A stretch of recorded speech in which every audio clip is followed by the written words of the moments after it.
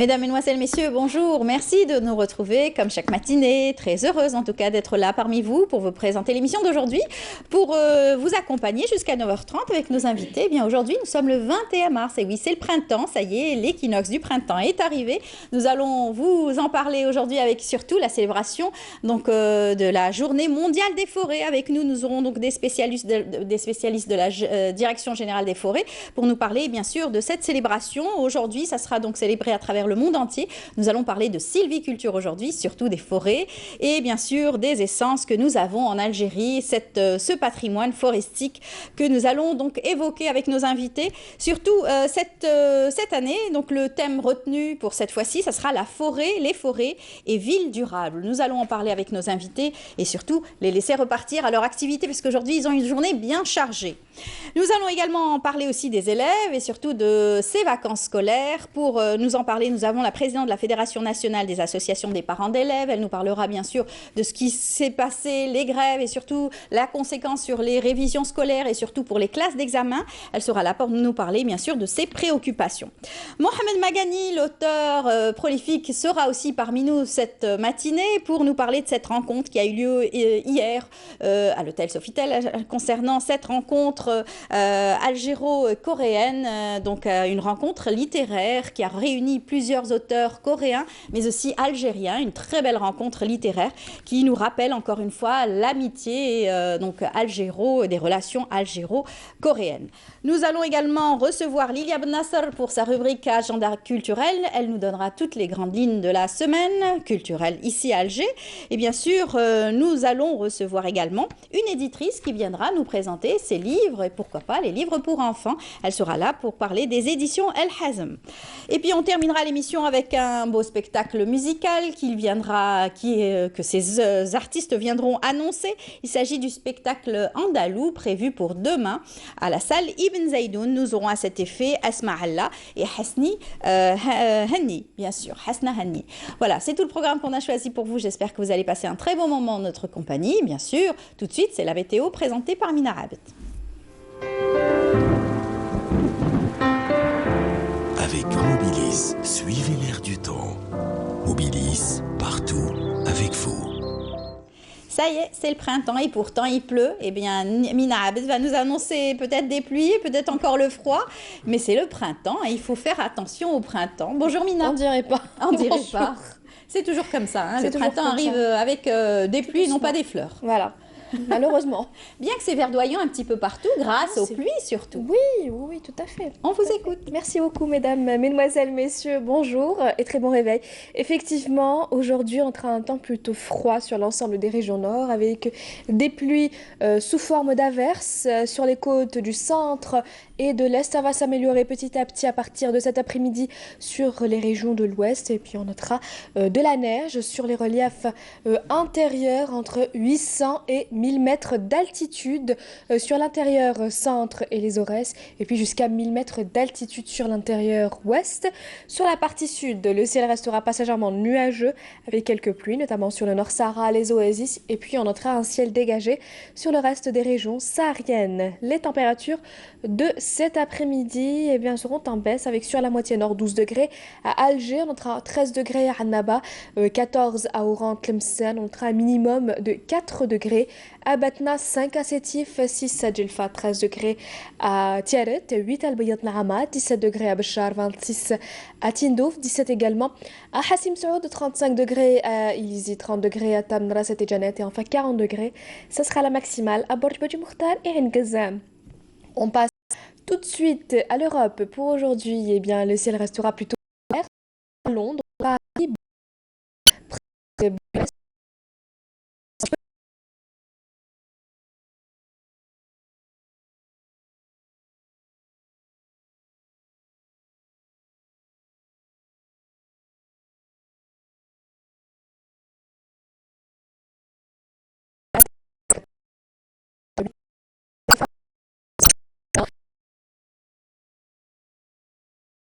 tout pour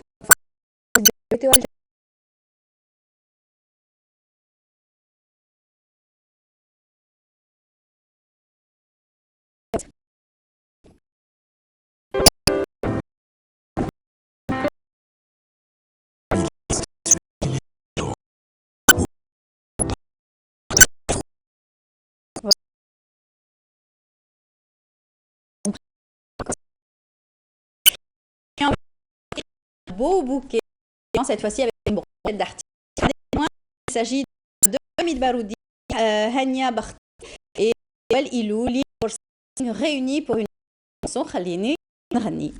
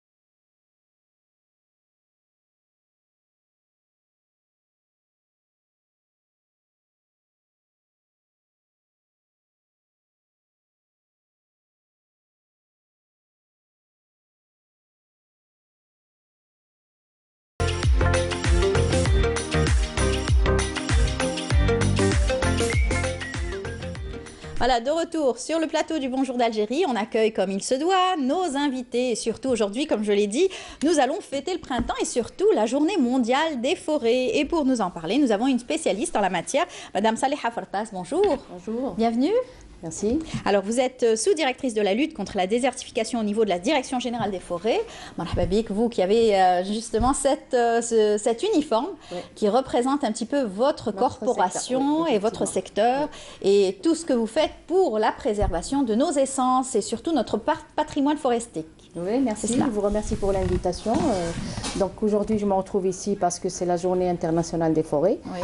Et là, ça va me permettre un petit peu de sensibiliser la population quant à l'importance de ce patrimoine. C'est ça. Le patrimoine forestier qui est très important et nous avons la chance d'avoir une richesse en la matière, que nous avons des cédrés un petit peu partout, des conifères, vraiment une forêt très riche et très dense. Oui, c'est une forêt très très riche en Algérie, bon, sachant que notre patrimoine a quand même été victime de plusieurs agressions. Après l'indépendance, avant l'indépendance, donc on avait à peu près 5 millions d'hectares de forêt.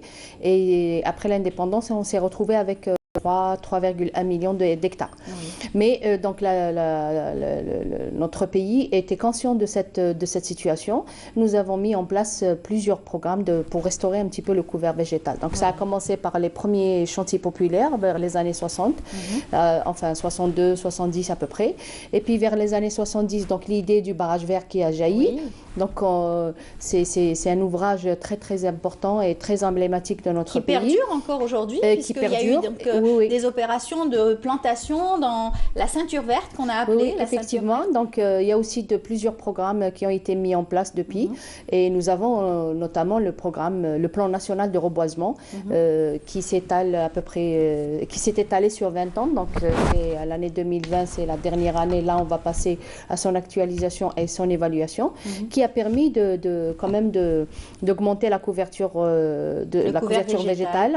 On a pu le faire passer donc de 3 millions à peu près à 4,2 millions de couverture végétale. Et bien sûr, avec tout ce qui va avec, c'est-à-dire la faune, la flore, cette strate arborée, herbacée, voilà. Et nous avons tout le cortège, tout le cortège floristique, alors même jusqu'aux plantes médicinales et aromatiques. Donc cette année, chaque année, nous avons un slogan pour fêter, pour célébrer la journée internationale des forêts. Et cette année, on a relié les forêts aux villes. Pourquoi? Parce que quand on parle de forêt, tout le monde qui pense à la montagne. Donc les forêts se retrouvent dans les montagnes. Alors que non, nous avons plusieurs espaces verts au niveau de nos villes. Vertes, on les appelle des bulles vertes. Oui, c'est des bulles vertes, c'est des puits d'oxygène pour la population, pour nos villes. Si on prend juste la forêt de Baïnem, la forêt de Bouchaoui qui sont ici à Alger, je pense que l'arbre joue un rôle très important dans la séquestration du carbone. Et nous sommes actuellement en phase de changement climatique que nous sommes en train de vivre. Il y a plusieurs inondations. D'un autre côté, il y a une sécheresse qui nous guette. Donc, c'est pour un petit peu sensibiliser la population vers le rôle de cette forêt dans les milieux urbains. Elle ne joue pas seulement un rôle dans les montagnes, aussi dans les milieux urbains. Et il y a un rôle très important au niveau des zones typiques, au niveau du Sahara. Je suis revenue la semaine passée de Tindouf. Nous avons l'Arganier. C'est je dirais, une mer d'arbres qui joue un rôle très important dans la fixation des sols, dans la fixation des populations. C'est vrai qu'on ne parle pas souvent et assez souvent du rôle de l'arbre qui est vraiment un rôle important dans la fixation du carbone, surtout et pour éviter qu'il y ait glissement des sols. Il joue un rôle important aussi dans la fixation des sols, effectivement. Donc il joue un rôle important parce qu'il constitue un petit peu l'habitat de la faune, parce que quand il n'y a pas la flore, donc on ne pourra pas avoir une faune. Donc l'arbre, lui-même, c'est un être vivant. Il a toute, je dirais, si on doit un petit peu comparer ça à une petite famille, donc c'est comme un père de famille avec tous les membres de sa famille. Donc l'arbre, il joue un rôle important dans ces milieux. Donc nous avons le milieu saharien, le milieu stépique, le milieu au niveau du nord, et au niveau des villes, je reviendrai sur les villes parce qu'en fait c'est le thème de cette année. Donc forêt et ville durable. Forêt et ville durable, c'est pour montrer un petit peu que les forêts en ville, elles jouent un rôle de poumon d'oxygène pour la population. Elles jouent un rôle très important dans la séquestration du carbone. Elles jouent un rôle important pour faire face aux pollutions sonores surtout. Et sachant qu'on, quand un arbre est planté stratégiquement dans un milieu urbain, il réduit la chaleur de 2 degrés à 8 degrés. Ça veut dire même sur plan économique, ça va réduire l'utilisation par exemple des climatiseurs. Donc on contribue à l'économie du pays en réduisant... C'est vrai que dans certaines villes, il y a donc la plantation de platanes, par exemple, qui sont des arbres majestueux, grands et surtout qui ont une très belle ombre formidable et naturelle pour les passants, par exemple. Effectivement, parce qu'en fait, même là où on va, c'est tout le monde qui cherche un arbre, même pour garer, c'est tout le monde qui cherche un arbre pour garer sa voiture, même quand on sort dans un milieu naturel. Donc, c'est tout le monde qui cherche un arbre pour mettre un petit peu son petit pique-nique. Donc, c'est pour dire aux gens que finalement, l'arbre, c'est la responsabilité de tout le monde. Et la forêt, c'est il faut respecter l'arbre.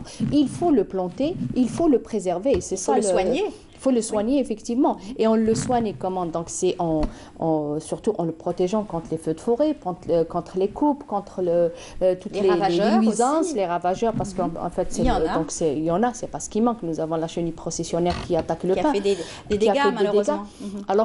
Mais c'est dû au changement climatique aussi. Donc, avec ce décalage de saisons, avec le manque de pluie, sachant que les isoèdes ont changé. On était, donc, par exemple, vers la steppe, on était un petit peu vers les isoèdes entre 200 et 400 mm. Là, il y a un décalage jusqu'à 100 mm de pluie, 150 mm de pluie. Donc, c'est là que la Direction générale des forêts donc, a mis tout un programme d'adaptation à ces changements climatiques. On est en train de mettre en place des plans d'action pour l'utilisation des espèces résistantes à la sécheresse et surtout qu'elle ait une croissance rapide parce qu'on est censé contribuer à l'économie du pays. On ne peut pas planter n'importe quoi, n'importe où. Il faut bien sûr faire un choix, une acclimatation est indispensable. Donc vous avez des spécialistes, des ingénieurs et des techniciens qui travaillent là-dessus pour justement que ces plantations ne soient pas aléatoires. D'ailleurs, il va y avoir une opération ce week-end avec la radio algérienne à Bouchaoui. Avant ça, il y a aujourd'hui en ce moment même, donc il y a la célébration officielle de la Journée internationale des forêts organisée par l'administration des forêts, donc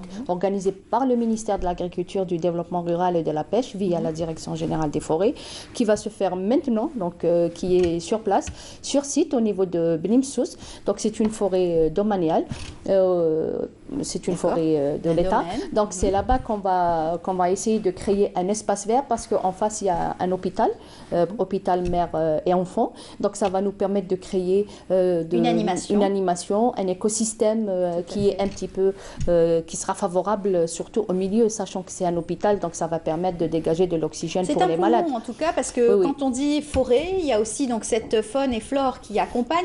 Et donc cette faune qui est donc habitée par les oiseaux surtout, donc la nidification de ces arbres qui va apporter un voyage incessant de petits moineaux, de petits oiseaux aussi, qui quelquefois ce sont des espèces endémiques à l'Algérie. Oui, effectivement, et ça peut donner aussi des petits fruits qui peuvent servir de nourriture, même pour les êtres humains. Il n'y a personne qui part en forêt sans prendre les mûres, sans prendre tout ce qui est fruits sauvages. Donc, on est toujours attiré par ce fruit naturel.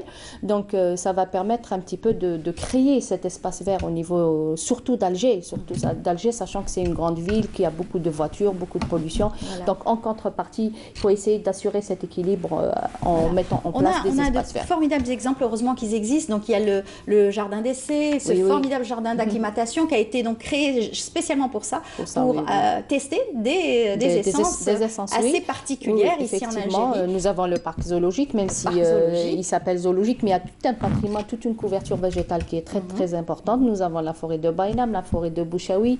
Le parc naturel aussi de Lina, qui est aussi un parc qui renferme beaucoup d'espèces. On dirait que on va l'appeler un arboretum parce qu'il y a plusieurs espèces locales et introduites. Donc pour un petit peu, donc les scientifiques surveiller la conduite de ces espèces pour voir un petit peu comment ils s'acclimatent, quelle est l'espèce qu'on pourra utiliser justement maintenant avec les changements climatiques. On ne pourra pas, par exemple, planter une espèce qui demande beaucoup d'eau, sachant qu'il y a un problème de pluie et qu'on ne pourra pas se permettre d'arroser tout le temps. Donc là, c'est ça que maintenant le plan d'action mis par la Direction générale des forêts, c'est d'utiliser ces espèces résistantes à la sécheresse dans la Le vision long terme. future. La D'accord. vision Il future. y a aussi donc le parc Dounia qui aujourd'hui est un exemple C'est une aussi couverture végétale qui est importante, qui est en train de pousser à fur et à mesure. Par exemple, il y a eu une opération au niveau de la ville de Sidi Abdallah. C'est pour dire que même s'il y a tous ces bâtiments qui poussent, parce qu'il y a le besoin social et le Bien besoin sûr. économique, Il faudrait que les forêts suivent avec. Et voilà, les forêts suivent avec pour un petit peu créer tout cet espace vert. C'est important en fait, parce que quand après on a besoin d'espace pour les enfants, on a besoin d'espace vert pour embellir, pour donner de l'oxygène, pour un petit peu créer un espace de repos pour la population, et ça ne devient plus les cités dortoirs comme ça a été avant. Donc maintenant, il y a tout un plan d'action pour ça, et la forêt actuellement, ce n'est pas seulement pour embellir, parce qu'elle a un rôle écologique, c'est tout à fait normal, mais elle a un rôle économique actuellement, parce que dans notre vision maintenant, nous avons plusieurs ancrages qui permettent aux investisseurs d'investir dans les forêts, de créer de l'emploi pour les jeunes à travers les périmètres d'autorisation d'usage. Par exemple, actuellement, nous, on a identifié à peu près 85 forêts récréatives pour répondre un petit peu à la thématique de cette année.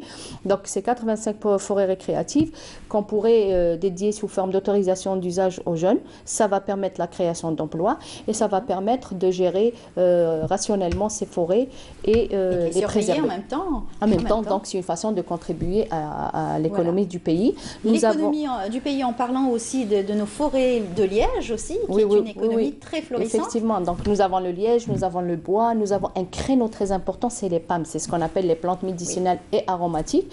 Actuellement, il y a certaines espèces qui sont beaucoup plus étudiées, mais il y a d'autres créneaux. Nous avons par exemple le caroub qui est actuellement en phase d'exploitation. Nous avons tout un ancrage juridique qui permettra de créer ces créneaux. Nous avons par exemple... Et de protéger en même temps. Protéger en même temps. Par exemple, c'est ça justement, si on veut protéger, il faudra développer, parce qu'on ne peut pas les laisser comme ça, comme un monument historique, mais c'est une forêt, c'est un être vivant, ça respire, ça donne de l'oxygène, ça capte du CO2. Heureusement, il y a une régénération naturelle qui se fait grâce à la dissémination à travers le vent et à travers, bien sûr, toutes sortes de disséminations. La nature, elle se protège d'elle-même. Par les insectes, les animaux, donc ça, c'est ce qui se fait naturellement. Et donc, notre rôle en tant que secteur des forêts, c'est de reboiser, c'est de boiser un petit peu là où il y a des terres nues. Travailler sur des pépinières d'ailleurs. Oui, il y a plusieurs pépinières qui sont actuellement déjà, elles sont de service. Nous avons à peu près 47 pépinières qui sont déjà de service. Il y a tout un dispositif, je parlais du dispositif d'investissement, il y a tout un dispositif dans le cadre des autorisations d'usage. Donc on peut donner des autorisations d'usage à des jeunes pour la mise en place des pépinières, donc sous forme de bail de location sur une vingtaine d'années. Et si on parle de plantation forestière, c'est sur 90 ans. Les plantations fruitières, donc c'est des autorisations d'usage sur à peu près 40 à 50 ans. Donc pour dire que la forêt, d'elle-même, donc c'est un être vivant, oui, mais c'est un patrimoine qui contribue à l'économie du pays. Bien sûr, c'est très important. Et comme vous le disiez tout à l'heure, il faut savoir faire un choix de plantation. Donc quand on fait un volontariat dans les quartiers, en général, c'est donc avec des spécialistes qu'on doit avoir quelles plantes pouvoir utiliser. Nous avons nos pépinières, déjà dans nos missions, nos pépinières, ils ne multiplient pas n'importe quelle espèce. Donc ils ont leur façon de faire, ils ont leur vision de chercheurs. Donc c'est eux qui choisissent quelles sont les espèces qu'il faut multiplier. Et là, les espèces, on les utilise selon le milieu là où on veut planter. Donc par exemple, les espèces qu'on choisira au niveau d'une cité, c'est une panoplie d'espèces, c'est des petits arbres, beaucoup plus d'ornements. Comme les acacias, par exemple, les acacias. Les acacias, c'est une espèce, par exemple, si je parle d'Acacia radiana, on retrouve l'Acacia radiana, on le retrouve beaucoup plus au sud. C'est une espèce résistante à la sécheresse. Donc, peut-être il ne réussira pas ici au niveau de là où il y a beaucoup de pluie. Les mimosas. Oui, ça c'est les mimosas, c'est beaucoup plus des espèces d'ornements. Mais là où on veut constituer carrément patrimoine forestier, c'est d'autres espèces comme le chêne liège, comme le chêne vert, le cèdre, ce qu'on retrouve à Sheria, ce qu'on retrouve au Djurdjura, au Belezma. Donc c'est des espèces emblématiques dans les zones urbaines, c'est beaucoup plus des espèces d'ornements. Voilà. Et surtout qui ne polluent pas, qui ne créent crée pas aussi de maladies aux habitants. Donc là, c'est là qu'interviennent donc nos chercheurs. Nous travaillons beaucoup avec l'Institut national de la recherche forestière.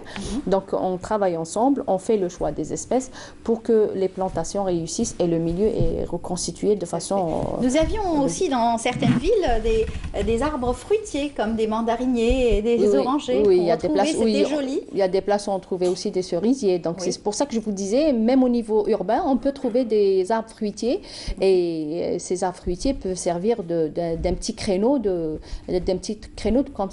commercialisation pour les petits jeunes, ces jeunes-là qui pour un petit peu créer de l'emploi. C'est ça. Il faut bien sûr tailler ces arbres, il faut l'entretien aussi quand c'est dans des villes. Il faut absolument bien sûr un entretien prévu par les services concernés. Bien sûr, il y a tout un travail collégial entre le service des forêts, le DEVAL, les PAP, donc les APC concernés. Donc chacun connaît bien sa mission. Donc quand il y a un travail de concertation et d'approche participative entre tous les partenaires, je pense que l'espace vert il est bien géré. Voilà. Alors on va parler aussi de votre programme aujourd'hui. Vous avez donc un emploi du temps assez chargé. D'ailleurs c'est pour ça qu'on vous a prévu au tout début d'émission, on va vous laisser repartir et vaquer à vos occupations d'aujourd'hui. Effectivement. Donc ce matin on a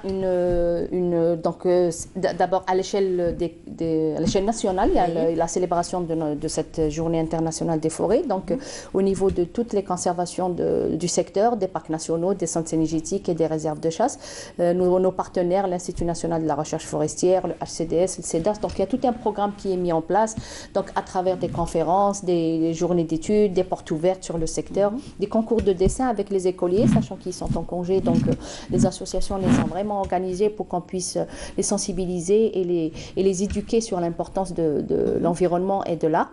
Donc ça, c'est ce qui se fait à l'échelle de toutes les wilayas. Il y a des plantations du moment qu'on est encore en période en campagne de plantation. Et aujourd'hui, il y a beaucoup de pluie, donc c'est un bon signe. C'est favorable. Je sais que ça ne va pas être facile, la plantation ne va pas être facile, mais je sais que ça fera plaisir à beaucoup de personnes donc, de voir cette pluie et de planter en même temps. Mais ici à Alger, donc c'est la célébration officielle où on trouvera la présence, donc c'est une journée qui sera rehaussée par la présence de Monsieur le ministre de l'Agriculture, du Développement rural et de la Pêche. Donc il y a un programme de plantation au niveau de la forêt de Bnimsous, en collaboration avec les services militaires. Il y aura les corps constitués. Nous avons invité beaucoup d'ambassadeurs pour un petit peu les sensibiliser sur le rôle de notre forêt et que l'Algérie fournit beaucoup d'efforts pour l'augmentation de sa couverture végétale. Nous aurons des associations, nous aurons des écoliers. On aura beaucoup d'invités au niveau de la forêt de Bnimsous. Il y aura une plantation. Il y a une exposition, il y aura des chapiteaux, il y aura une exposition où on va exposer les produits de la forêt pour dire que la forêt, elle produit beaucoup de dérivés. Notamment même par rapport à ce qu'on utilise pour que ce soit le liège, que ce soit le bois, certaines plantes médicinales. Il y a un chapiteau, les fruits sauvages. Il y a un chapiteau pour montrer un petit peu le ksrat al-kharoub, donc ils vont faire la galette avec à produit du caroub pour dire que finalement la forêt elle produit beaucoup de choses à part le bois, le bois lui-même. Donc il y a cette exposition et il y aura un concours de dessin pour les enfants pour les sensibiliser. Donc on recevra à peu près 300 personnes sur site officiel, bien sûr qui sera accompagné par les médias. Vous êtes notre partenaire important pour un petit peu faire passer le message et sensibiliser tous nos partenaires quant à la préservation de cet arbre et de cette forêt. On essaye en tout cas d'être toujours présent pour valoriser en tout cas notre patrimoine forestier et bien entendu notre patrimoine faune et flore qui doit accompagner absolument pour préserver en tout cas cette sensibilité, parce que c'est une nature très sensible auquel il faut très souvent faire attention. Voilà, avec l'impact des changements climatiques, donc si nous, en tant qu'être humain, on ne fait pas attention à ce patrimoine, donc si un jour on se retrouve avec une sécheresse accentuée, c'est là qu'on comprendra que finalement l'argent ne se mange pas. Donc on a intérêt de préserver cet arbre, de préserver le patrimoine forestier, sachant toutes les dérivés qu'il apporte en matière de séquestration de carbone, de produits fruits, bois, lièges, plantes médicinales, un habitat pour la faune, de l'oxygène. Même après, il arrivera un jour, on ne trouvera pas où garer notre voiture. Donc, on a intérêt de préserver ce patrimoine vu son importance. Et travailler sur la régénération, bien sûr, naturelle. Oui, ça, et pourquoi pas, avec la présence de l'homme, surtout pour, encore une fois, quantifier ce couvert végétal. Oui, ça se fait. Même lors de la reconstitution du couvert végétal, actuellement, on intègre la population. Donc, dans le cadre des autorisations d'usage, on fait appel à la population pour qu'eux-mêmes, ils plantent avec nous, que ce soit du forestier ou du fruitier. Et puis, quand on attribue des terrains pour des pépinières, donc ils deviennent nos partenaires. Quand on attribue des terrains pour l'apiculture, donc il devient notre partenaire. Donc, lui-même, il devient notre C'est vrai que les apiculteurs travaillent énormément dans les forêts. Ils se déplacent partout dans des forêts pour essayer de faire... Ils font même la transhumance pour les abeilles pour essayer de récolter du miel d'un petit peu partout. Un peu partout avec une qualité meilleure. Donc le monsieur, donc le propriétaire de ces ruches, il devient nos yeux au niveau de la forêt. Exactement. Donc il la protège quand il y a des feux, il signale. Quand il y a un problème, il signale. Donc on essaye un petit peu de baliser tout ça pour préserver ce que nous avons comme patrimoine forestier. Sans oublier tous ces étudiants qui travaillent sur leur mémoire, bien sûr. Il y a beaucoup de recherches. Donc pour terminer leurs études sur peut-être différentes essences bien de nos sûr, forêts. parce qu'on accompagne beaucoup nos étudiants sur terrain, parce que quand ils font appel au secteur, donc on les accompagne automatiquement et on essaye d'orienter leur sujet de mémoire vers la problématique du secteur. Par exemple, avec ces changements, ces nouvelles donnes, on aimerait bien avoir des résultats qui pourront servir à l'amélioration de notre intervention sur terrain du secteur. Donc, les ornithologues, les entomologues. Donc, et aussi, vous êtes en train de citer toute une panoplie de personnes. Donc, si l'arbre disparaît, c'est toute cette chaîne qui va se casser. Donc, c'est important, on a intérêt de la préserver. Merci beaucoup. Je vous en prie. Madame Fortas, je rappelle, Saliha Fortas, vous êtes sous-directrice de la lutte contre la désertification au niveau de la Direction Générale des Forêts. Bonne chance pour cette journée et bon courage. Merci. Et puis, vous saluez toute votre corporation de notre part. Et on sera bien sûr à vos côtés à chaque fois. Ok, merci. Voilà. Merci pour on continue notre émission. Merci à vous encore une fois. Je vous invite tout de suite à, encore une fois, rester dans le domaine des beaux jardins avec cette découverte. C'est Marie Moussaïd qui nous fait découvrir un très beau jardin du côté de Bouzria.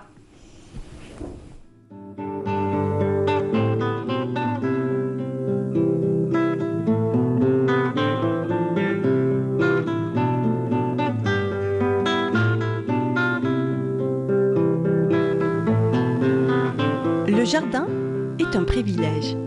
Il est le deuxième lieu le plus important après le salon. Le jardin que nous découvrons aujourd'hui se situe à Bouzria. Cet espace a été pensé par Abdelkader, jardinier depuis 45 ans.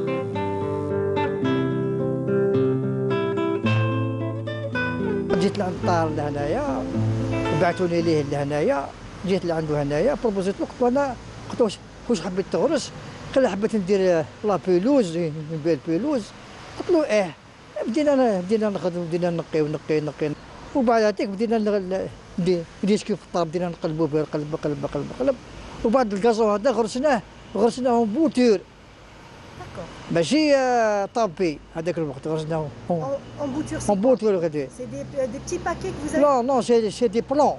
D'accord. C'est des plants صغيورين هكذا يا ربي فيهم واحد 15 هادي سنتيمتر.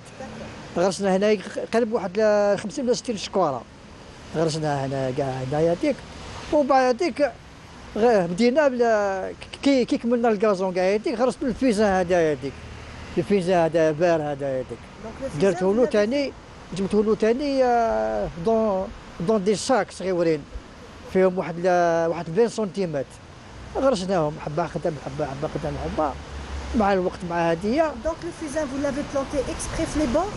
Et c'est pour cacher le gazon هذايا. Et c'est joli, c'est décoratif. Et ça se taille tous في العام ça se taille deux trois fois بالعام يطايا. هذا الفيزان هذايا يطايا باش يقعد خضر باش ما يهيتش باش ما يوليش. Et en même temps c'est pour délimiter la maison du jardin. Exactement, هذا هو. C'est pour délimiter le jardin entre la maison et le jardin. Petit îlot de verdure dans une commune qui s'agrandit tous les jours, les propriétaires ont voulu des végétaux variés et un jardin exclusivement ornemental. Pour cacher les murs et le vis-à-vis, le choix des végétaux est très important. On a planté une plante qui s'appelle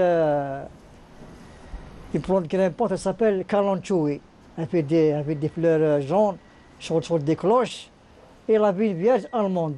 C'est quoi la différence de cette vigne vierge allemande? La différence, c'est une plante, elle reste toujours verte, vivante, elle reste vivace, elle ne perd pas les feuilles. D'accord. Et c'est décoratif, et c'est une belle plante. Même le calanchoe, c'est une plante vivace aussi. Elle reste toute l'année verte. D'accord. Est-ce que ça demande beaucoup d'entretien ou c'est assez facile à... Non, pas c'est l'entretien, c'est tailler, c'est tout. D'accord. Il faut bien tailler pendant le printemps et l'été. Ça aussi, ça se taille pendant l'année 2-3 fois par an. Ça se taille. Et en même temps, ce que ça fait, Ça cache, cette plante, c'est pour le vis-à-vis entre les voisins. Voilà. Avant c'était vide. Les voisins regardent ici, maintenant, il n'y a personne. À l'entrée de la maison, court un jasmin en pergola qui embaume l'atmosphère pendant presque toute l'année. Est-ce que c'est un métier que vous faites depuis longtemps? J'ai plus de 45 ans. Et vous trouvez du plaisir tous les jours? Ah oui, moi j'aime le jardinage. Ah oui. Moi le jardinage, c'est mon plaisir, voilà.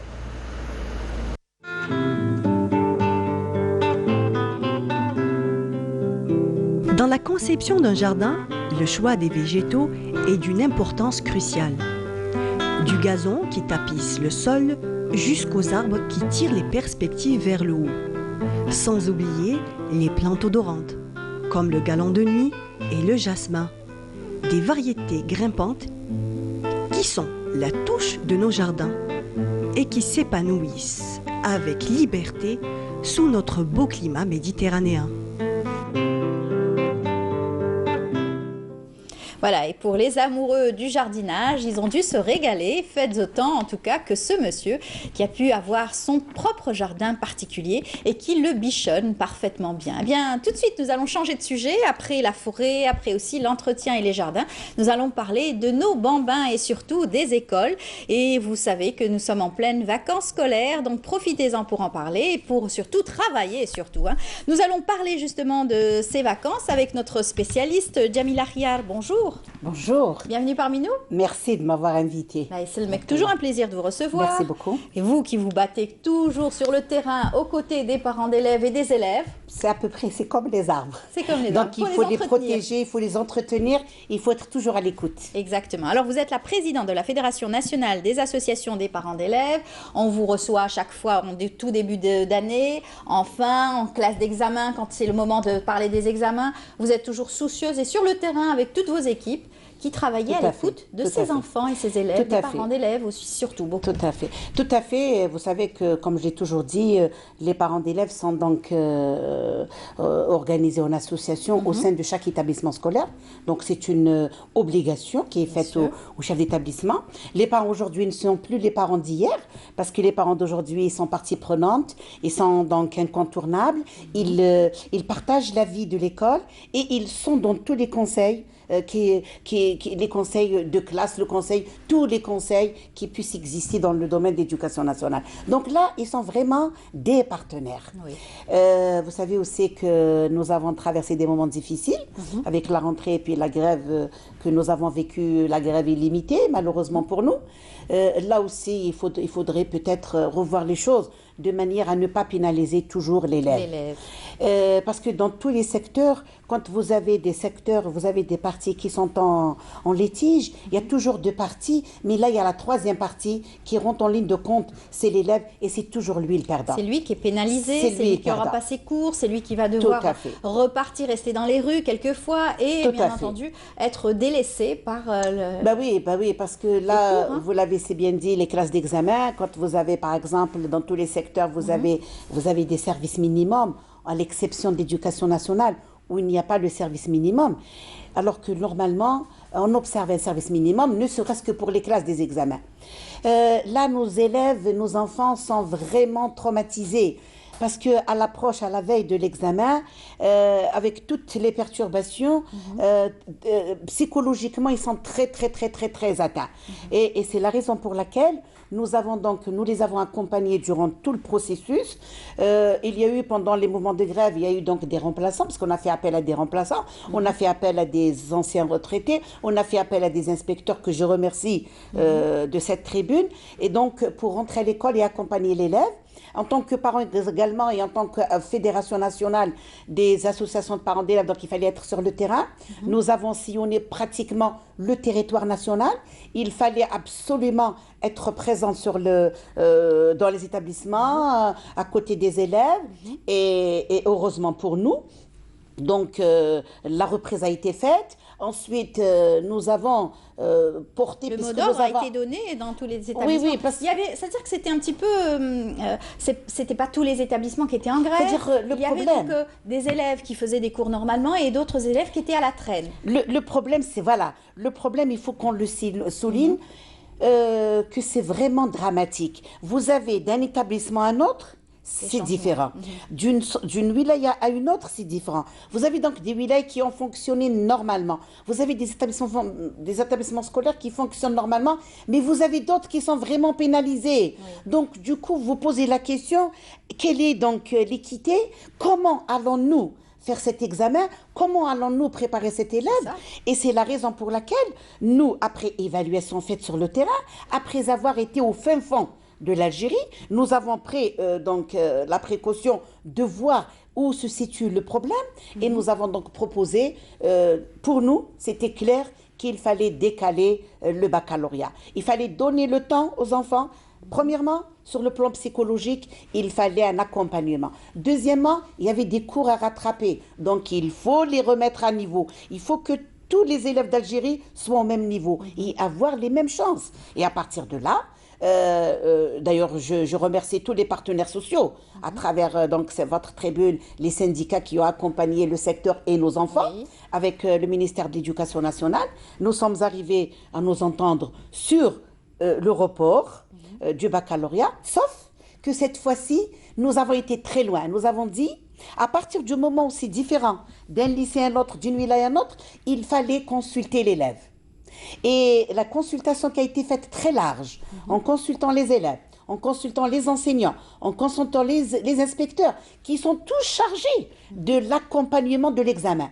Les enseignants qui doivent surveiller, les élèves qui doivent faire des examens. C'est vraiment un impact direct sur les vacances, surtout la réussite après le baccalauréat, par exemple, après les résultats du BM aussi. Il va y avoir donc des inscriptions et donc tout ça va être répercuté. Il y a des corrections.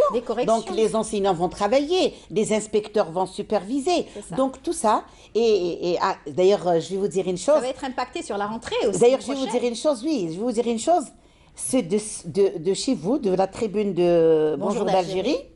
Je vais remercier. D'abord, je vais commencer par remercier les élèves. Parce que les élèves qui n'ont pas été touchés, les wilayas qui n'ont pas été touchés, ils ont été solidaires avec leurs camarades. Et ça, je tiens à les féliciter pour leur sens de responsabilité. Parce que c'est pratiquement à l'unanime. Quand vous avez plus de 72% qui sont prononcés pour le report, c'est excellent. Parce que nous, en tant que fédération nationale, nous avons été pour le report. Nous avons donné notre point de vue. Mais on a voulu écouter où c'est l'enfant. L'élève, donc, il est solidaire avec les autres. Parce que quand même, il faut souligner que nous avons 4 ou 5 wilayas qui ont été vraiment touchés. Et là, les autres wilayas donc, ont été solidaires et c'est excellent. Je remercie également les enseignants qui ont répondu favorablement parce qu'on a eu peur. C'est des vacances, ça va perturber, même la rentrée scolaire. Donc, ils se sont mobilisés, les inspecteurs également. Donc, ça dénote que la famille d'éducation, aujourd'hui, elle est unie. Ils ont compris, et nous avons tous compris, que nous ne pouvons pas sacrifier nos enfants. Et là, nos enfants, et en plus... Parce que quand on a décalé, on a pris le soin aussi de voir qu'au milieu des examens, nous avons un jour de repos, un vendredi, qui va permettre aux enfants de mieux se préparer, d'être, c'est-à-dire psychologiquement prêts. Donc tout ça a été étudié. Eh bien, tout ce que je peux leur souhaiter, c'est beaucoup de succès. Voilà. C'est très difficile parce que quand on est en classe d'examen, l'élève, par exemple, est très soucieux et très anxieux et donc stressé de nature. Les parents encore plus, bien sûr. Mais l'élève responsable, bien sûr, qui a eu un examen au bout bien sûr, de l'année, il doit donc travailler doublement et pouvoir... il se dit toujours, je n'arriverai pas. C'est-à-dire que les cours sont tels que...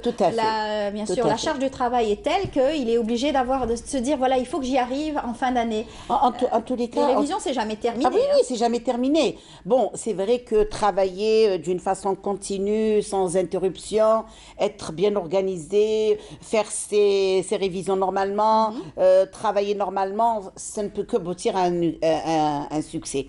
Mais évidemment, avec des coupures, avec un problème psychologique, le traumatisme subi, l'enfant, il est perturbé. Mais moi, ce que je peux vous dire, c'est que c'est clair que les élèves, nous avons laissé la latitude parce qu'on n'a pas voulu non plus piétiner les droits de l'élève. Parce que le droit aux vacances est un droit, le droit au repos est un droit, le droit au sport, etc., etc. Donc nous, avec le ministère de l'Éducation nationale, et nous avons travaillé en étroite collaboration et donc les inspecteurs ou l'inspection générale pédagogique a mis en place donc des mécanismes à travers donc un protocole d'accord qui a été élaboré, qui a été laissé à l'appréciation de chaque chef d'établissement, parce que, comme on dit, il n'y a que l'établissement, les élèves d'établissement qui peuvent dire quelle est la procédure, quelle est la manière, la méthode qu'il faut employer pour récupérer. Donc, on n'a pas voulu dire c'est une obligation de travailler la première semaine, c'est une obligation de travailler le mardi après-midi ou le samedi matin. Donc, on a laissé le chef d'établissement gérer avec l'encadrement des profs, avec les élèves. Et là, nous avons vu, et j'ai été très surprise et même agréablement surprise, quand je suis passée dans beaucoup d'établissements scolaires pendant la première semaine des vacances, où tout le monde était d'accord et tout le monde était là et travaillait. Donc les choses se font. Tout ce que je peux vous dire, c'est que j'aimerais de votre tribune rassurer les parents, rassurer les élèves, que de toute manière, quel que soit X, l'examen ne portera que sur les leçons dispensées au sein des établissements scolaires. Voilà. Et que, par exemple, si une wilaya par rapport à une autre a un niveau plus élevé, alors que l'autre, elle est plus faible, et il est clair que tout le monde doit s'aligner sur celle qui n'est pas arrivée à niveau. Voilà. C'est-à-dire, mon souhait, c'est que le programme soit terminé pour leur donner cette force demain d'aller à l'université, de pouvoir faire face.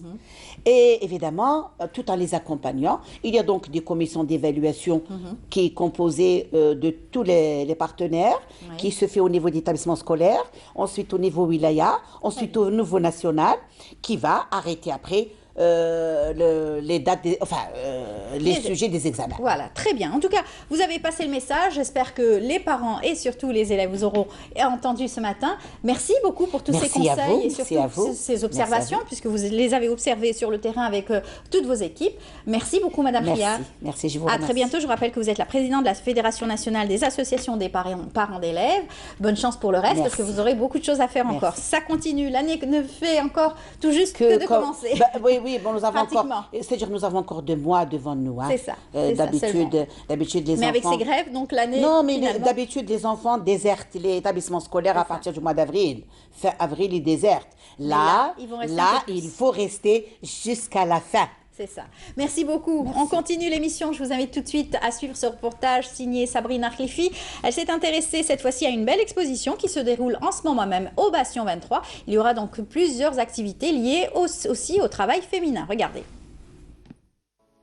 Tout au long de ce mois de mars, les femmes sont à l'honneur au Palais des Raïs, afin de leur permettre d'exposer leurs œuvres et leur savoir-faire. Soyez les bienvenus au Palais des Raïs, qui a consacré tout un mois pour les femmes, uniquement pour les femmes, où on a tracé tout un programme. Chaque semaine, on a un thème Alors la première semaine, c'était la décoration et l'art, la femme et la décoration et l'art. La deuxième semaine, c'était la femme et la gastronomie. La troisième semaine, c'est la femme et l'environnement, le recyclage. Et la quatrième semaine, ça sera la femme et le fil. Cette semaine est consacrée à l'environnement et au recyclage. Les œuvres exposées sont faites exclusivement de produits recyclés. Bijoux, sacs, peintures, tapis et objets de décoration. Je suis contente d'être invitée par le Palais de Raïs. C'est un très bel endroit et je suis très contente de pouvoir exposer mes œuvres dans un si bel endroit.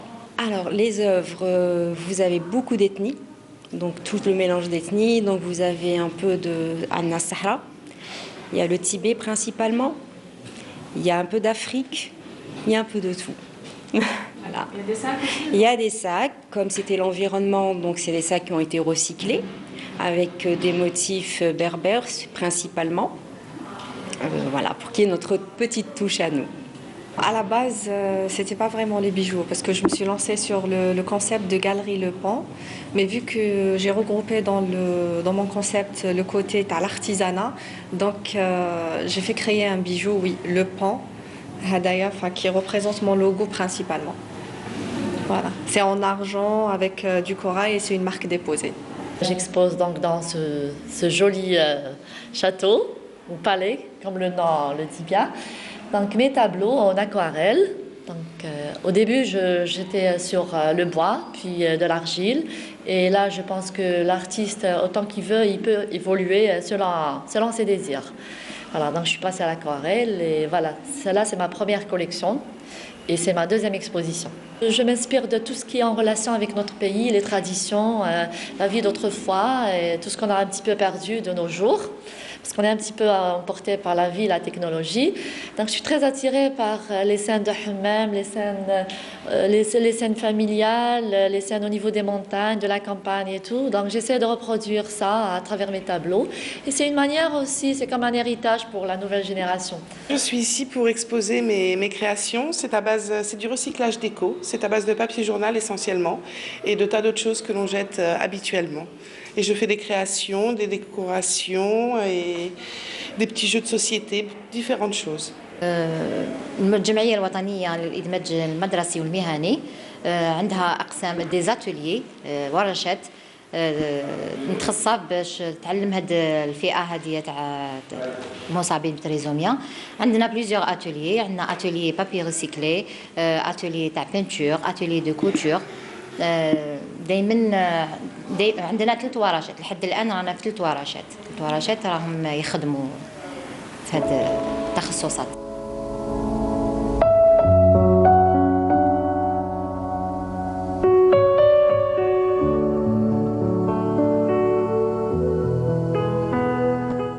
Voilà, de retour sur le plateau. Cette fois-ci, nous allons parler de littérature. Alors, avec mon invité, on parlait en coulisses. Il aurait bien aimé être justement l'invité en tout début d'émission avec notre ami de la direction des forêts, parce que lui est très soucieux de l'environnement. Il s'agit de Mohamed Magani, qui est auteur. Bonjour, bienvenue parmi nous. Merci de l'invitation. Auteur prolifique. Et surtout très soucieux de notre environnement. On a bien fait de vous inviter aujourd'hui. Ah oui. C'est la journée mondiale des forêts. J'étais très content de voir l'émission, vraiment. Voilà. Et bien tant mieux. En tout cas, marhaba bik. Et surtout, vous qui êtes très soucieux et à l'écoute, surtout de notre nature, à l'écoute des gens aussi, parce que vous faites un travail sociologique énorme également. Oui, j'ai enseigné beaucoup la sociologie de terrain, la recherche de terrain. Et j'ai toujours poussé les étudiants à aller au terrain chercher l'information. Et ne pas compter sur les livres. Voilà. Et vous êtes un auteur aussi international, puisque vous voyagez beaucoup, vous enseignez un peu partout. Vous avez étudié aussi plusieurs langues. Oui, j'ai été étudiant en Angleterre, donc j'ai fait sociologie en Angleterre. Et ça m'a ouvert beaucoup de perspectives. Rencontrer d'autres cultures, d'autres façons de penser aussi. Oui, surtout l'Asie, ces derniers temps. Surtout l'Asie. Je suis devenu asiatisant ces 10 dernières années, mais avec plaisir. Hein. Vraiment, j'ai découvert des choses. Un autre continent. Un autre continent, et justement, j'ai découvert le respect et le culte de la nature. C'est ça. Chez les Asiatiques. Surtout les Japonais. Japonais, coréen, Singapour, j'ai fait la Birmanie, tout. Il y a un culte et un respect de la nature moi je suis admiratif. Magnifique. Et nous sommes admiratifs de vous, nous-mêmes, à travers vos écrits, à travers aussi votre travail. Alors, ce qui nous amène à dire que hier, d'ailleurs, vous avez donc participé à une très belle rencontre algéro-coréenne sur la littérature qui a réuni des poètes, des écrivains coréens, mais aussi algériens. Et donc, vous êtes aussi le président donc, de l'association d'amitié algéro-coréen, coréenne. Oui, exactement. Ouais. Oui. Ben, c'est les concours de circonstances, c'est vraiment ce thème de l'environnement qui m'a, si vous voulez, emmené jusqu'en Asie, plusieurs pays d'Asie. J'ai été traduit, donc même en japonais et en coréen, et surtout des essais où je traitais de ce thème littérature-environnement. C'est tout un... C'est vaste, c'est vaste. Et ce qu'il appelle de nouveau, l'Europe de l'Ouest, comme la France ou l'Angleterre, c'est pas... Mais les États-Unis et l'Asie, le thème est majeur dans la littérature. Vous savez, il y a de nouveaux concepts, écosophie, aujourd'hui, on parle beaucoup aussi de l'arbre en lui-même, c'est-à-dire l'arbre nous parle. Il y a eu des essais, il y a eu donc des tentatives. J'ai même reçu une invitée qui nous venait du Canada, qui parlait donc de l'arbre en tant qu'être vivant, qui s'exprimait à travers des mouvements. Ils ont découvert que l'arbre communique avec les arbres communiquent entre eux. Tout à fait. Moi, j'adore une... C'est une philosophie aussi, hein. C'est un travail énorme. On parle d'écosophie maintenant, d'écosophie. Les scientifiques travaillent justement sur cela. Écosophie, éco-critique, littérature environnementale, c'est tous des concepts ici, bon, c'est pas encore... Mais j'ai eu la chance donc de voyager beaucoup en Asie, et aux États-Unis aussi, et de côtoyer les écrivains. Et j'ai vu leur fascination et leur culte, leur respect de la nature. Et ça m'a... J'avais un penchant, mais ça m'a confirmé dans ce que je voulais. Et ça m'a encouragé à introduire la thématique de l'environnement dans la littérature. Parce qu'elle est complètement égarée par la littérature algérienne. Malheureusement, dommage. Ah oui, c'est dommage. C'est les scientifiques qui travaillent aujourd'hui sur cela. C'est une sorte aussi de littérature. Les scientifiques qui travaillent sur des mémoires, par exemple. J'ai une agréable surprise hier. Il y avait, pendant la rencontre littéraire algéro-coréenne, il y avait un professeur de médecine qui est venu, qui a écouté, on a parlé de ça justement, et il était fasciné, il est venu me voir à la fin, il m'a dit, il faut qu'on fasse une réunion entre un médecin et l'écrivain. J'étais là, sidéré. J'ai dit, c'est magnifique, ce sera un événement en Algérie. Il m'a dit, je tiens à le faire et je le ferai avec vous et tous les écrivains algériens. Nous devons nous rencontrer, médecins et écrivains algériens. C'est formidable. J'ai dit, c'est de bonheur, ça. Voilà. C'est en fait la thématique qui vous a réunis hier, c'était justement pour travailler sur et donner l'expérience de chaque poète, chaque écrivain, des deux bords, bien sûr, et des deux continents qui travaillent sur la fécondité littéraire de ces dernières années. C'est l'association d'amitié algéro-coréenne a pratiquement 2 mois d'existence. Oui, seulement. Et c'est fabuleux qu'on a pu tenir deux événements majeurs. Le premier, c'était le leadership féminin algéro-coréen. Et le second, donc, le deuxième, c'est la rencontre littéraire entre écrivains coréens et écrivains algériens. Il y avait bien sûr Jawdet Gessouma, il y avait l'éditeur Mohamed Sari, Amin Khan, Mohamed Gerfi aussi. Gerfi, l'éditeur. J'avoue, j'étais surpris par l'assistance, le nombre de gens qui est venu. Et même les Coréens étaient vraiment aux anges, surtout de voir des étudiants algériens s'intéresser, parler le coréen. Parce qu'il y avait une bonne vingtaine d'étudiants de la langue coréenne. Et là, ça les a émus, vraiment émus, de voir des Algériens parler couramment coréen. En tout cas, les Coréens ont toujours travaillé sur cette amitié, sur ces relations, 28 ans donc de relations algéro-coréennes. Vous savez, ce qui nous lie justement, moi, parce que j'ai visité plusieurs fois la Corée quand j'ai été invité, ce qui nous lie, je crois qu'il y a quelque chose de très profond qui nous lie, c'est l'expérience coloniale. Et ils ont eu une colonisation atroce pendant 36 ans. La guerre du Japon. Oui, le Japon, ils ont été colonisés. Et une similitude dans la colonisation japonaise et française. volonté d'effacement des cultures, des langues autochtones, des massacres.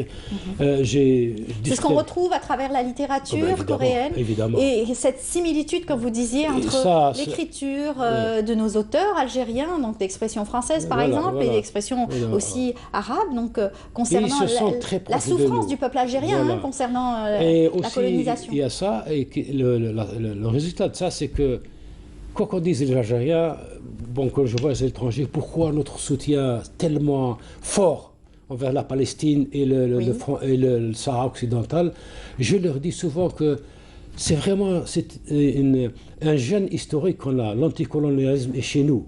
Et c'est exactement la même chose. C'est un gène historique, tout à fait. Et c'est exactement la même chose pour les Coréens. Et ça, ils sont avec nous. Et c'est-à-dire que la souffrance du peuple algérien ne s'est pas arrêtée là. C'est que quelques temps après, il y a eu la décennie noire. C'est ce qui a fait qu'encore une fois, les auteurs étaient là pour rappeler la souffrance du peuple et l'endurance du peuple algérien. La seconde similitude avec les Coréens et la guerre fratricide chez eux et chez nous. Et c'est pour ça que j'ai dit, quand on se parle entre écrivains, même entre gens de la rue, vraiment une proximité incroyable avec le peuple coréen. Eh bien, on va voir cette ambiance qui est régnée, puisque notre journaliste Yazid Ait Mahiedine a assisté, a pu avoir toutes ses impressions. Regardez, on se retrouve juste après.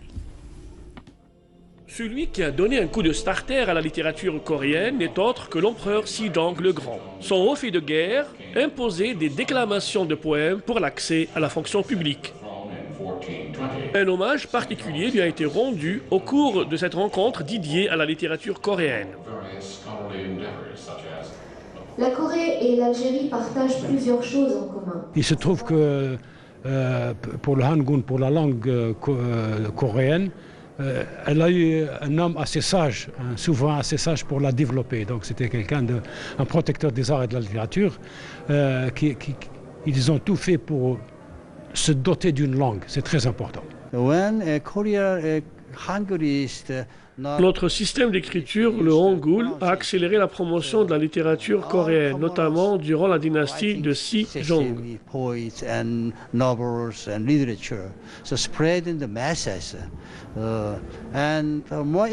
Pour être fonctionnaire au sein du gouvernement de l'époque, le candidat devrait lire et déclamer un poème, et ce pour accéder à un poste de fonctionnaire.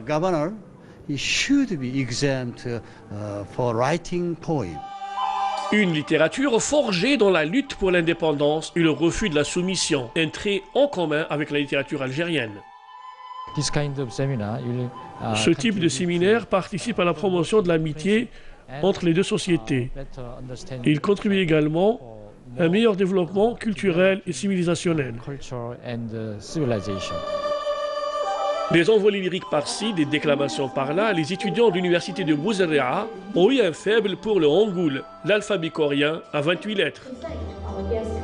입속에 남아서 그 말 꽃이 되고 향기가 되고 노래가 되기를 바란다. 그 말, ça veut dire je sais pas comment. Là, j'ai perdu les mots. Non. Ça parle d'amour, oui. Non. Comment those words. Ces mots.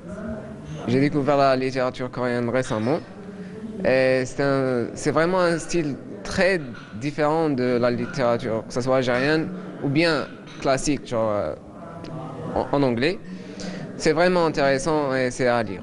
Déjà, premièrement, je pense qu'on n'a pas assez de livres d'auteurs coréens en Algérie et c'est une grande perte pour nous. Déjà qu'on n'a pas beaucoup d'auteurs asiatiques, enfin beaucoup de livres d'auteurs asiatiques ici, mais les livres d'auteurs coréens, j'en ai jamais vu ici. La Corée a réussi grâce à Hangul à combiner informatique, belles lettres et connectivité. Amsa Hamida. Voilà, une belle rencontre en tout cas qui a signé encore une fois cette amitié, donc de fraternité avec le peuple coréen et surtout montrer cette richesse entre les deux littératures algérienne et coréenne. Encore une fois, les étudiants disaient qu'il n'y avait pas suffisamment de livres coréens, traduits peut-être. Non, il y en a traduits en anglais, en français beaucoup aussi. Simplement, ils n'arrivent pas ici. C'est pour ça la rencontre serait intéressante. On a invité des éditeurs et tout, pour Pour la traduction. Pour la traduction et faire venir des ouvrages. Ils investissent beaucoup dans la traduction. L'État coréen. Vraiment, ils aident beaucoup. Ils ont des fondations ils ont de l'argent pour.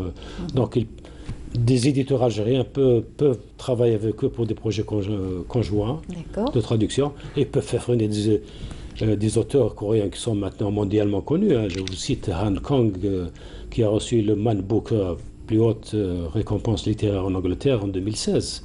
Et elle est là, cette année aussi sur la liste du prix. D'accord. Et nos auteurs algériens sont aussi traduits en coréen, non, pas tellement.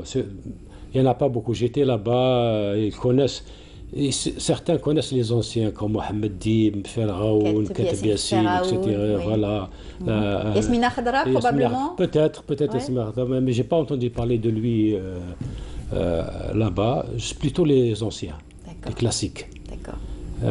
Justement, c'est l'un des objectifs de l'association, c'est de faire sortir les écrivains contemporains. Il y en a beaucoup, algériens. Exactement. Et qui se sont démarqués, qui ont eu des prix, qui ont eu aussi des récompenses. Donc, pousser nos autorités coréennes vers la traduction. Dans les deux langues. Tout à fait. Alors, en tout cas, une rencontre qui est aussi vue l'intervention de Monsieur l'ambassadeur aussi de Corée, la République de Corée, qui est très impliqué dans cette amitié. Il a fait énormément de choses concernant ces relations économiques, surtout culturelles aussi. Il pense que les relations politiques, économiques, diplomatiques seraient nettement meilleures quand il y a les relations humaines, culturelles. C'est clair. Et il a raison, j'ai longuement discuté avec lui, je le connais depuis 3 ans. C'est un homme très... Monsieur Park Sin-jin, c'est cela très porté sur la littérature. Son rêve, c'était de devenir écrivain quand il... qui serait à la retraite, peut-être Vraiment, il a envie d'écrire et de se mettre à la littérature. Et donc, il a fait beaucoup depuis 3 ans. Vraiment, il aime les langues. Il s'est mis même à l'arabe, au français. Vraiment, sa résidence, c'était pour nous, les écrivains algériens, un lieu de rencontre, d'échange, de dialogue. On n'avait plus affaire à un ambassadeur, mais à un échange incroyable. C'est l'occasion, ce sont donc des rencontres pareilles qui invitent aussi l'auteur à travailler sur d'autres civilisations et surtout une autre façon de voir les choses et pouvoir les rapporter à travers ses écrits. C'est vraiment... Le livre nous fait voyager, c'est pourquoi l'auteur est ce vecteur entre le lecteur et bien sûr... Moi, j'aurais jamais, quand j'avais commencé à écrire, que c'est grâce à mes livres que j'allais voyager. Vous avez un essai, un livre traduit, ça y est, ça commence les voyages. Et chaque fois, c'est mes livres qui m'emmènent. Moi, je les suis... On vous pose la question souvent, est-ce que vous avez le temps de vous poser, puisque vous voyagez beaucoup, vous êtes là, est-ce que pour vous, l'écriture, c'est facile de pouvoir écrire dans un train Il y a une discipline de fer à suivre. L'inspiration L'inspiration, c'est 5 minutes et puis c'est du beaucoup de travail. Beaucoup de travail. Il faut des pauses pour ça. Il faut des pauses. Quand on en a assez, on n'en peut plus, il vaut... Donc les résidences d'écriture, c'est formidable pour vous. Oui. J'en ai fait plusieurs dans plusieurs pays. C'est vraiment là où on peut travailler. Et ce qui est bien, souvent, il vous laisse tranquille, il vous laisse en paix. Même si vous ne voulez rien faire autre qu'écrire, il vous respecte. Voilà. Il y a des règlements qui diffèrent d'un pays à l'autre, d'une maison de... Le respect aussi de l'auteur, qui est très important, avec l'éditeur qui travaille sur le respect de l'auteur. Voilà. Aujourd'hui, quand un auteur est très prolifique, les éditeurs sont toujours là à vous accueillir et surtout à prendre vos manuscrits, mais quand c'est des auteurs qui ne sont pas connus du tout, ils veulent se faire éditer, c'est très difficile aujourd'hui. On a connu ça. Vous avez connu à vos débuts? On a connu ça. Non, mais l'édition n'est pas facile en Algérie, il faut dire la vérité. C'est vraiment pas facile. Le métier d'éditeur est très difficile aussi, et le métier d'écrivain encore plus. Encore plus. Ça ne fait pas vivre. Loin de là. Donc, parfois même, je dis que ceux qui persistent, c'est suicidaire. il faut vraiment aimer ça. Exactement. Alors, en parlant donc de cette rencontre littéraire d'hier, ça a été donc très prolifique. Ça, encore une fois, marque un petit peu le travail de cette association que vous présidez, l'association d'amitié algéro-coréenne, et surtout les projets que vous avez avec cette association. Oui, donc après cette rencontre, moi j'envisage un thème sur lequel les Coréens sont forts et auprès de qui nous pouvons beaucoup apprendre, c'est la littérature et l'environnement. C'est vraiment nouveau ici. Hein. La question de l'environnemental a été largement perdue de vue par la littérature. Alors que chez eux, ça va de soi. Aux États-Unis. C'est un langage? C'est peut-être un langage, le langage des fleurs, le langage des arbres. Oui, c'est par exemple, je vous dis, pas uniquement, c'est surtout l'Asie et les États-Unis. Les référents métaphoriques, ce qu'on appelle, si vous voulez, la métaphoricité, l'emploi des images, etc., c'est très souvent lié à la nature, aux saisons, aux plantes, etc. Et ça donne un caractère très vivant à l'écriture. Et vous avez été touché parce que vous-même, dans vos ouvrages, vous citez très souvent, vous faites référence à la nature et à l'environnement. Oui. Surtout dans votre dernier ouvrage, L'année miraculeuse aussi, vous me disiez, vous en avez fait référence. Le thème de l'environnement, de la protection de l'environnement, et surtout les 3 derniers romans, c'est vraiment évident.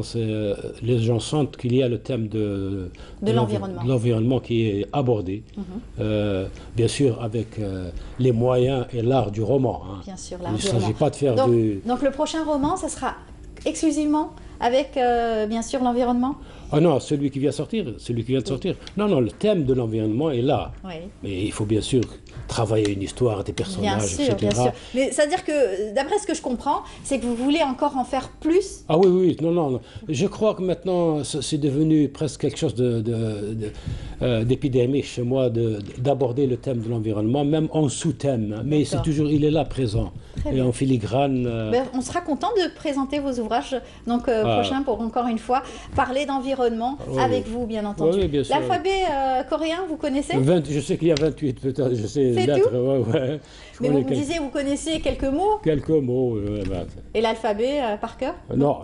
Pas encore. Mais les Coréens me disent, ils insistent pour que j'apprenne Ils sont prêts même à me payer un stage là-bas pour aller étudier la langue. Ça y est, en tant que président de cette association, je pense qu'il le faudra. Je suis dans l'obligation d'apprendre. Voilà, en tout cas, ça a été un plaisir de vous recevoir ce matin. M'avoir aussi. Merci beaucoup d'avoir partagé ce moment avec nous et surtout avec le téléspectateur qui aura donc plaisir à prendre vos ouvrages. Quelques-uns, je vais les citer. Rue du Perplexe qui est sorti en 2013, L'année miraculeuse en 2018 et surtout celui avec lequel vous avez eu un prix, c'est donc La faille du ciel. Oh, c'est le premier, c'est tout à fait le premier. Il y a le Rue du Perplexe et Qu'on passe les Amérantes. C'est deux romans, en fait, c'est un seul roman, 2 parties. En tout cas, bonne chance à vous. Merci. Et puis à très très bientôt. Bonne journée pour ce premier jour du printemps. Oui, c'est vrai. Voilà. Et à très très bientôt. Merci beaucoup. Restez avec nous, on va suivre tout de suite, on va apprécier cette chanson signée Samir Toumi. On se retrouve juste après pour accueillir nos artistes aussi.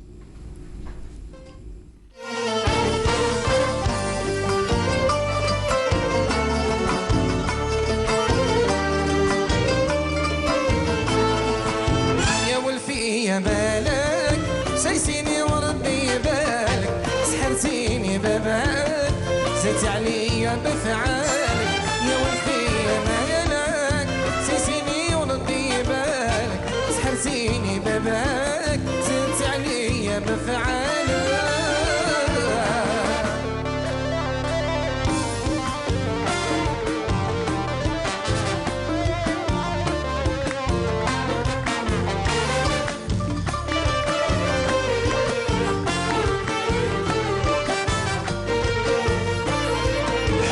ساكن في قلبي تدويا وانتي طوبي شهد علي يا ربي وعلاش عليا نخبي حبك ساكن في قلبي تدويا وانتي طوبي شهد علي يا ربي وعلاش عليا نخبي يا مالك سايسيني وربي بالك سحرتيني ببالك زدت عليا بفعالك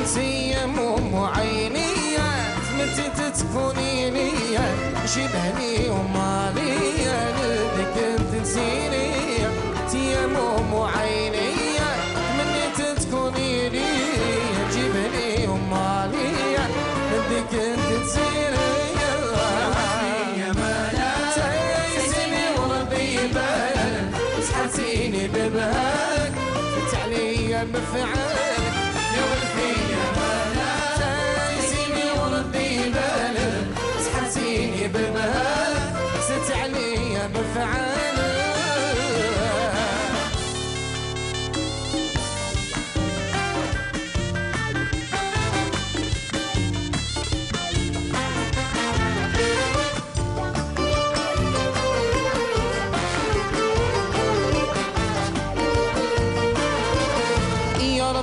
كتبها لي البنية تكون حلال خيال قديمة في بالي مالك سيم الغالي يا ربي كتبها لي البنية تكون حلال خيال قديمة في بالي أميرة سين ديالي يا مالك سايسيني وربي بالك سحرتيني ببالك زدت عليا بفعالك sur le plateau. Nous allons terminer l'émission avec nos artistes et surtout à parler aussi de ce beau spectacle qui va donc faire plaisir à tous les mélomanes de la musique arabo-andalouse. Avec nous donc nos artistes. Asma Allah, bonjour. Bonjour. Bienvenue parmi nous. Merci beaucoup. Comment ça va? En forme? Oui, ça va. Réveil, dur réveil, mais ça va. Sous la pluie. Exactement. Pour ce premier jour du printemps. Tout à fait, exactement. Marhaba bik en tout cas. Hasna Hani, bonjour. Comment ça va? Ça va, alhamdoulilah. Bienvenue parmi nous. Merci beaucoup. Avec toujours la belle voix et surtout ces chansons que vous avez l'habitude donc de présenter au public et cette fois-ci retrouvailles. Retrouvailles. Voilà, on va en parler dans un moment. On accueille aussi notre consoeur Lilia Benasser qui revient chaque mercredi. Oui. Comment ça va Lilia? Très bien Mel, bonjour, très bon réveil à tous. Voilà, Lilia qui nous donne la température de l'actualité culturelle. Elle va nous donner les grandes lignes de la semaine, n'est-ce pas Lilia? Tout à fait Amel, comme chaque mercredi. Donc plusieurs rendez-vous à proposer ce matin aux téléspectateurs et commencer par les expositions.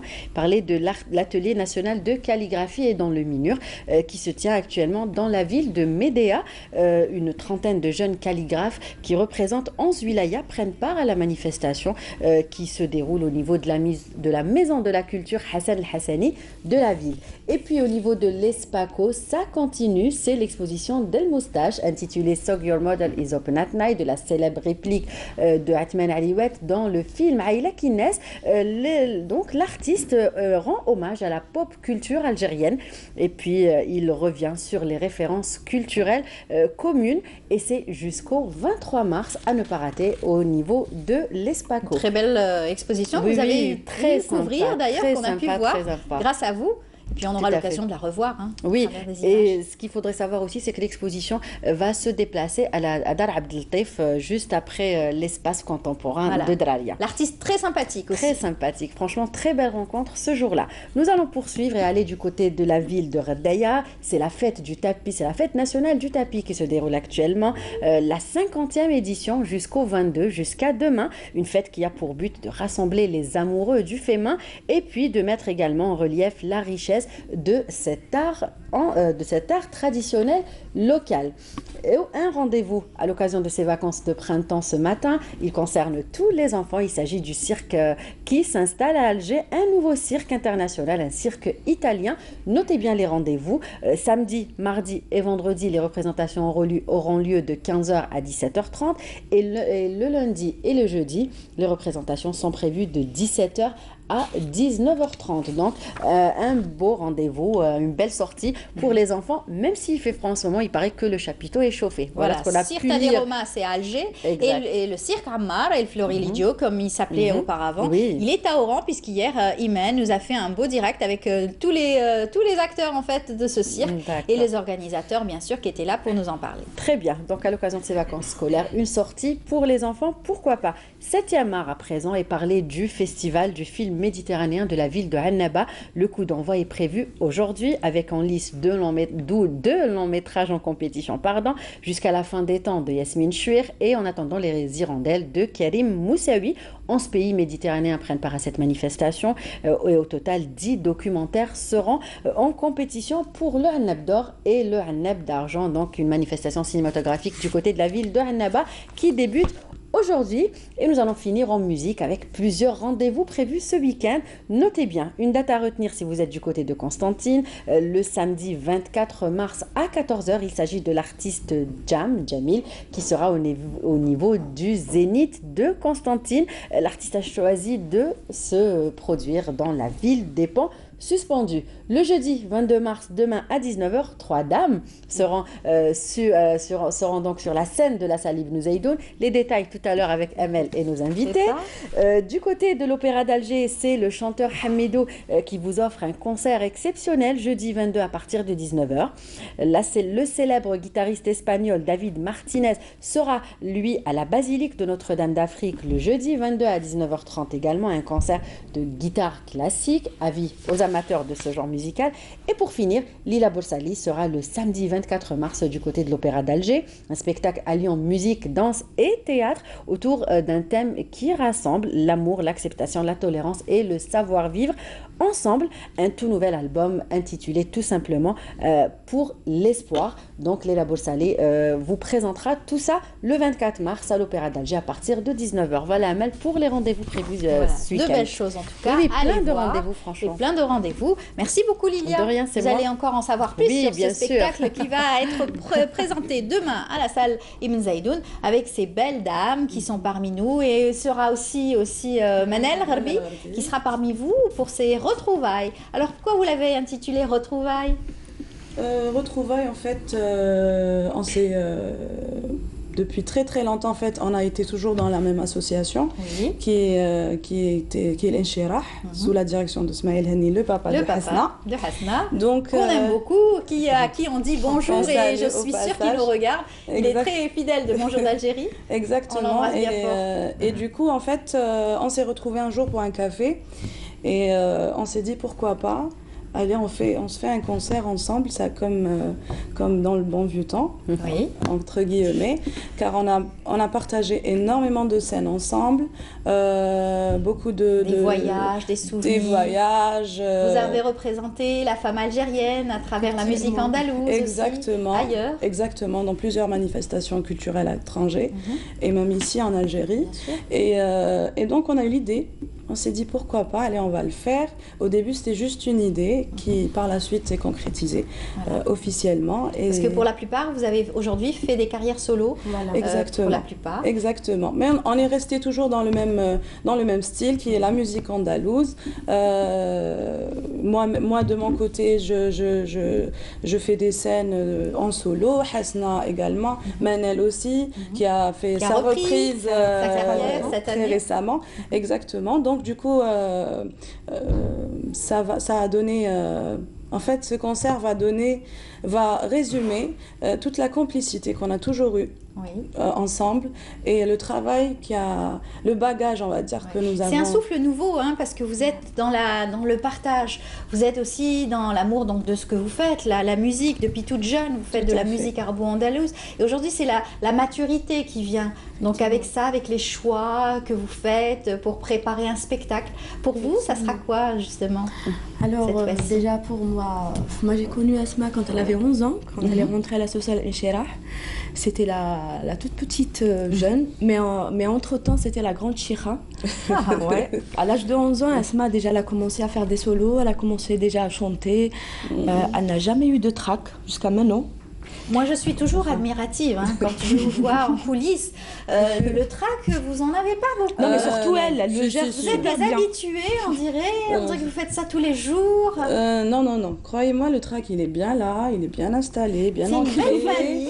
Vous vous amusez quand même, malgré exactement. Tout. En fait, ce qui nous arrive, pour ma part, et je suis certaine que Hasna va partager aussi mon idée, c'est qu'en fait, chaque début de scène, on va dire les 10 ou 15 premières minutes, on est juste limite, on a les lèvres qui tremblent. Et après, vous êtes dans un autre monde. Exactement. Après, dépasser 10-15 minutes, ça va. Y est.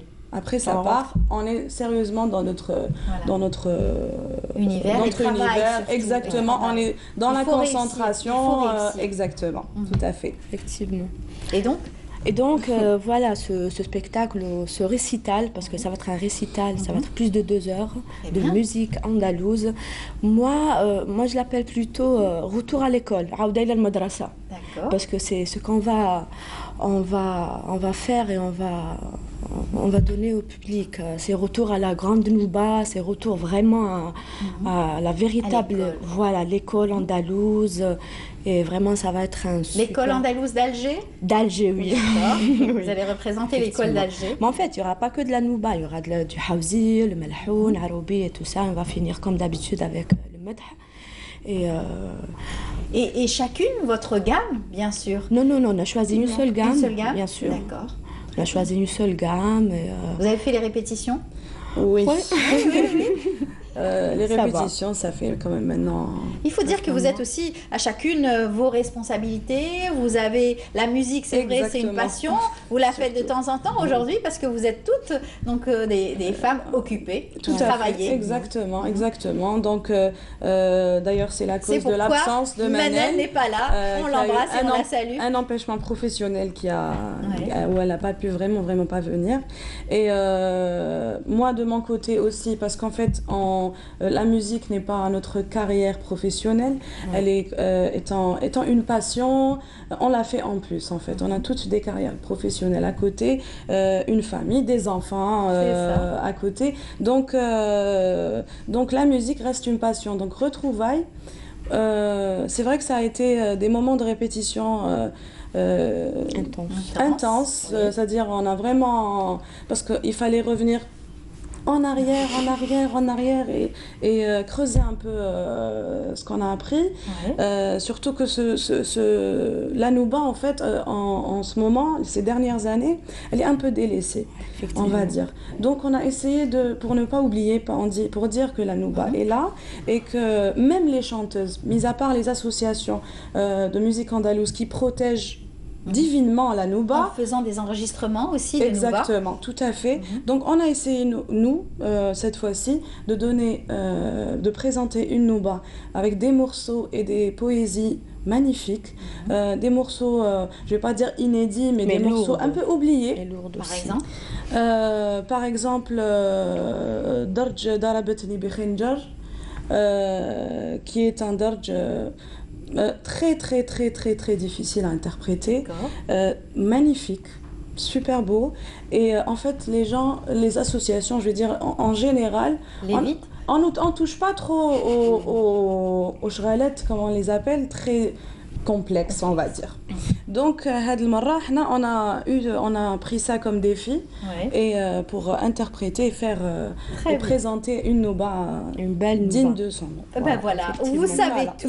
Voilà, ça sera très complexe, donc il faudra vraiment aller voir tout ça de très près pour en tout cas évaluer et surtout encourager nos artistes et surtout les féliciter. En tout cas, bravo à vous pour ce que vous faites, parce que c'est encore une fois un travail donc, de préservation que vous faites à travers cette implication, parce que vous êtes dans la recherche et surtout dans les retrouvailles. Exactement, donc, exactement. Le rendez-vous est donné, ça sera donc demain à la salle Ibn Zaidoun à partir donc de 19h. 19h, Inch'Allah. J'espère qu'il n'y aura pas trop de pluie aujourd'hui, afin que tout le monde puisse être à l'aise, parce que la circulation jeudi soir, on sait. Donc, venez nombreux, vous n'allez pas le regretter. Ça vaut le détour. Merci beaucoup à vous, Asma Allah, et bien sûr Hasna Henni. Et puis à très bientôt, Inch'Allah. Bonne chance pour cette scène. Merci beaucoup pour l'invitation. Merci à vous, bon courage. Lilia, merci beaucoup. C'est moi. Rendez-vous pris mercredi prochain, Inch'Allah. Oui, aussi. Voilà. Et bien, quant à moi, je vous dis merci de nous avoir suivis. Excellente journée à vous tous. Et puis merci à toute l'équipe. Bonne journée à vous pour ce premier jour de printemps. Et puis à demain, 8h, 9h30. Au revoir.